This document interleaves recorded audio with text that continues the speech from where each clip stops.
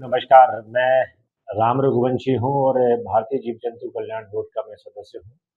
मध्य प्रदेश विदिशा का मैं निवासी हूँ और पिछले लगभग 7 वर्षों से लगातार जीव जंतु कल्याण बोर्ड में मैं काम कर रहा हूँ। इसमें केंद्रीय बिंदु हमारा गौ माता ही रहती है और घूम फिर कर हम वहीं पर आते हैं, क्योंकि जीव जंतुओं की तो हम सबकी सेवा करना ही है, लेकिन केंद्रीय बिंदु हमारी गाय है। गौ माता हमारी एक परंपरा का संस्कृति, सनातन सनातन संस्कृति की गौ माता हमारी माता के रूप में हम उसको मानते हैं। लेकिन वर्तमान समय जो है बड़ा संकट का समय है और गौ माता पूरे देश में एक ऐसी संकट काल से गुजर रही है कि यदि इसका संरक्षण संवर्धन हम नहीं कर पाएंगे तो मुझे लगता है कि हमको ये सिर्फ चिड़ियाघरों में देखने को मिलेगी। और हम इसकी कभी कहानी बताएंगे। कोई गाय नाम का कोई गौ माता होती थी और जिसको कुछ लोग जो मानते नहीं है वो जानवर बोलते हैं, लेकिन जो मानते हैं और जानते हैं वो वास्तविक रूप से इसको गौ माता कहते हैं, क्योंकि गाय ने हमेशा देने का ही काम किया है और गाय जो दे सकती है वो कोई नहीं दे सकता। कहते हैं कि यदि पृथ्वी का को संयम पृथ्वी को संतुलित बनाए रखना है तो गौ माता को यहाँ रहना बहुत जरूरी है और गौ माता सिर्फ मनुष्य और प्रकृति के लिए ही पैदा हुई है। तो ये विकट संकट को सुलझाने के लिए, करने के लिए अब उनको पुत्रों की आवश्यकता है और हम सबको इस प्रकृति को, इस धरा को, इस संस्कृति को हम सबको बचाने के लिए गाय की रक्षा करना पड़ेगी, क्योंकि हम सब वहीं जुड़े हुए हैं। हिंदू संस्कृति में, वेदों में इसके विस्तृत रूप से वर्णन किया गया है, लेकिन अब हम कैसे बचाएं? तो जैसे मैं मध्य प्रदेश में काम करता हूं तो गौशालाओं के बीच में जाता हूं, तो मेरा ये थीम क्या है कि सड़क पे बैठी गौ माता, सड़क पे गौशाला में बंद गौशाला घर तक कैसे पहुंचे, इस अभियान को लेकर मैं व्यक्तिगत ही इसका प्रयास करता हूँ और इसके लिए मेरे कई टिप्स हैं जो मैं टिप्स लगातार लोगों को बताता हूँ मीटिंग में जब भी मैं करता हूँ कि गाय घर तक कब पहुँचेगी। तो मेरी मान्यता अनुसार मैं मानता हूँ कि कामधेनु का रूप यदि हमारे संतों ने, ऋषि मुनियों ने दिया है तो वो वास्तविक रूप से उसको चरितार्थ करने की आवश्यकता है कि कामधेनु क्यों कहा गया है। भौतिकता और आधुनिकता के बीच में हम हर चीज रेडीमेड चाहते हैं, सब कुछ बना बनाया हमारे हाथ में मिल जाए, हमें कुछ करना ना पड़े, और इसलिए शायद इसको हम छोड़ चुके हैं। लेकिन ये बहुत ही विकट समय है। इस समय पे यदि हम संभल गए तो हमारे आने वाली पीढ़ी भी समझ जाएगी, और यदि हम नहीं संभले तो वो पीढ़ी हमसे भी दूर हो जाएगी और वास्तव में गाय गौ माता बहुत दूर हमसे चली जाएगी। तो ये सही समय भी है गाय को बचाने के लिए। तो मैं ये मानता हूँ कि गाय कैसे बचे, तो आर्थिक तंत्र जब तक इससे जुड़ नहीं जाएगा, और मैं सुनता भी हूँ आर्थिक तंत्र से, जैसे कि हम बात करते हैं, हम गौमूत्र की बात करते हैं, गोबर की बात करते हैं, घी दूध की बात हम करते हैं। तो घी दूध भी हम सीमित रूप से ले पा रहे हैं। जिस प्रकार से एक समय गाय का दूध निकलता था वो मात्रा भी कम हुई है, क्योंकि गाय भैंस के दूध में हम क्यों जाते हैं, हमारे लोग भैंस की तरफ क्यों भागते हैं, क्योंकि उसमें आर्थिक तंत्र जुड़ा हुआ है।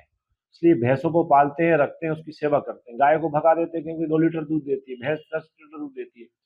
तो गोमाता हमारी 10 लीटर की कैसे हो, एक पक्ष तो ये है। तो इसमें भारत सरकार एक बहुत अच्छा काम कर रही है, ब्रीड डेवलपमेंट स्कीम है, और बहुत कम लोगों को उसकी जानकारी है। इसका लाभ यदि हम ले पाए तो जो हमारी सड़क पे बैठी गौ माता पे ही हम एक नया प्रयोग करते हुए, नया सीमेंस उसमें डालकर, और 90% 99% जो फीमेल ही उसमें बछिया निकलती है, उससे हम जो आने वाली पीढ़ी है दूध के लिए एक बहुत अच्छा केंद्र बन सकता है। तो एक स्वार्थ जो मनुष्य का वो दूध का है। यदि अच्छी गाय आ जाएंगी, अच्छे दूध की उपज आने लगेगी तो हम एक वो स्वार्थ पूरा करेंगे। दूसरा स्वार्थ होता है कि और हम क्या कर सकते हैं इससे। अब दूध से घी बन गया, दही बन गया, ये सब बेच दिया, लेकिन गोबर और गौमूत्र हम बहुत पीछे चले जाते हैं। और लोग उसको क्या मानते हैं, एक चीज मैंने अभी देखा है, कई वैज्ञानिकों से मैंने सुना भी है, जो गाय पे काम करने वाले वैज्ञानिक है, हम वर्मी कंपोस्ट, जैविक खेती, तो हम बात सबको समझ में आती है कि इस पे हम काम कर लेते हैं, और वो जो भी यदि अच्छी अन्न खाना चाहता है, जो बीमार नहीं होना चाहता है, ऐसा अन्न वो गोबर के से निर्मित वर्मी कंपोस्ट उससे माध्यम से कर लेता है। लेकिन जब हम इस पे चिकित्सीय लेवल पे हम जाते हैं कि इसमें हमारी जो पंचगव्य है, गोवर्क है, बाकी इसमें बनने वाली टैबलेट्स हैं, बाकी और अन्य सामान है, इन सबको हम जब जोड़ लेते हैं तो एक बहुत बड़ा एक हमारे पास एक पैसे का एक स्रोत तैयार हमारा हो जाता है। लेकिन इस पे काम बहुत कम हो रहा है। लेकिन जिस प्रकार के अभी कुछ वैज्ञानिक, युवा वैज्ञानिक इस पे काम कर रहे हैं, लगता है कि ये एक बड़ा दिशा की ओर जाने वाला है। और जब ये सब चीजें मिल जाएंगी तो मैं मानता हूँ गाय बहुत कुछ आर्थिक रूप से हमारे ग्रामीण परिवेश में हम सबके लिए एक बड़ा उपयोगी होगा। इवन गाय, मैं कहता हूँ गाय जीवित जीवित रहती है तब तो हमें बहुत कुछ देती है, मरने के बाद भी बहुत कुछ देखे जाती है। एक मैं अपनी बात रखूँगा, उसके बाद मैं अपनी बात समाप्त करूँगा। एक बार मेरे पिताजी ने किसी कारणों से, गाय हमारी बहुत ही फ़ैमिलियर थी, वो मृत हो गई वो किसी कारणों से, तो वो अब उसको एक समाधि के रूप में हमने खेत में ले जाकर उसको, पिताजी ने उसको गो समाधि बना दी उसकी। अब वहाँ जहाँ हमारे पिताजी ने गाय को समाधिस्थ किया था, उस जगह पे 100 मीटर बाई 100 मीटर खेत के बीच में था वो, पता नहीं क्या हुआ। जब हम फसल बोते हैं तो वो फसल बाकी फसल से ये फसल अच्छी हो, हम इसमें हमने कई बार कहा कि कई बार चर्चा भी हुई कि शायद हो सकता है कि हमने बाकी फसल में अच्छा बीज नहीं दिया हो, अच्छा खाद नहीं दिया हो या पानी नहीं दिया हो। तो 1 साल बाद भई दूसरी साल भी यही हुआ, तीसरी साल भी यही हुआ, चौथी साल भी, 5वीं साल भी, मतलब कंटिन्यू 10 साल 100 मीटर बाई 100 मीटर में बाकी खेत से ज़्यादा वहाँ उपज हमको प्राप्त हुई।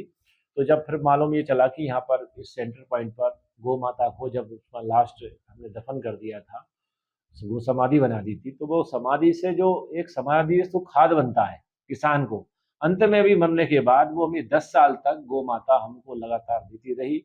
इसका मतलब ये है कि वास्तविक रूप से ये कामधेनु है, जब तक इनके पास हम जाएँगे नहीं, हम खुद इनका अनुभव नहीं करेंगे, तब तक ये चीज़ें आएँगी नहीं। एक और मैं बात करता हूँ कि मैं तो वैसे सिविल इंजीनियर हूँ और काफ़ी अच्छे जॉब मुझे मिले हुए थे, सब चीज़ें थी मेरी। पता नहीं गाय के प्रति मेरा बार-बार मुड़ना क्यों हो जाता है, गाय के प्रति मेरी बात, गाय के प्रति मेरा काम होना हो जाता है, तो ये एक अनुभव है, तो मेरी माँ बताती हैं बचपन में। मैं जब पैदा हुआ था तो माँ का आँचल से दूध मैंने नहीं पिया है, क्योंकि वो पता नहीं कारण क्या रहे होंगे। तो अब वो दूध तो मुझे चाहिए थी। एक घर में हमारी बूढ़ी गाय जो काफ़ी वर्ष पहले दूध छोड़ चुकी थी। गाँव में पहले क्या होता था, गाय भई बूढ़ी हो जाए, बीमार हो जाए, उसकी सेवा करते थे। तो बूढ़ी गाय थी, वो घर पे ही रहती थी, उनका नाम था कंची गाय। तो दीदी और माताजी मेरे को बताती हैं कि मैं जब भी रोता था तो दीदी गिलास लेके जाए वहाँ पर, उसका दूध निकाल, उसके पास थोड़ा बहुत दूध की प्रयास करे तो दूध पूरा गिलास भर जाता था। अब वो कारण कुछ भी हो, उसका वैज्ञानिक तत्व और बाकी सब भावनात्मक तक मैं नहीं जाऊँगा, लेकिन दूध मिल जाता था और लगातार 2 वर्ष तक मैं उसका दूध पिया। तो ऐसी गाय जिसका बछड़ा नहीं था, बूढ़ी गाय थी जिनका मैं दूध पीकर मैं बड़ा हुआ, तो गाय सब चीज़ों को समझती है, जानती है। एक ओरा रहता है, उस ओरा के हम यदि आस-पास रहते हैं, तो गाय हमारी सारी तकलीफ़ों को महसूस करती है, इसलिए हम इसको गौ-माता बोलते हैं। इसलिए इस वीडियो के माध्यम से मैं बाकी मेरे यदि सुनने वाले यदि मेरे वीडियो सुने, तो आप अपने जीवन में गाय के नज़दीक जाके देखिए, आपका जीवन बदलेगा, आपको सुख शांति मिलेगी, समृद्धि मिलेगी और कहीं न कहीं अच्छे आपके विचार आएँगे।